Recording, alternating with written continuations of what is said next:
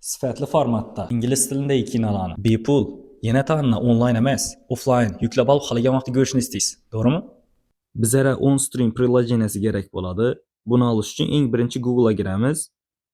OnStream app download yozuvini yozib, postni bosamiz. Keyin odatda ikkinchida chiqadi. Bu 2025-yilning oxirgi versiyasi bo'lishi kerak. Shu saytga kiramiz. Girib turib, download yozuvini ustiga bosib, yuklab olishni bosamiz. Yuklab olgandan keyin dasturni ochish, ya'ni open yozuvini ustiga bosib, keyin bizlar programmani ochamiz. Va bizlar endi registratsiya qilishimiz kerak. Registratsiya qilishda email yoki Google account orqali qilasiz. Men uchun Google account ancha o'ng'ayli. Google account orqali registratsiya qilib, xohlagan film yoki serialingizni ko'rishingiz mumkin. Yuqori o'ng tarafda esa lupani ustiga bosib, xohlagan filmingizni poisk barib qidirib topishingiz mumkin. Ovqatdan keyin oshpazdan oldingiz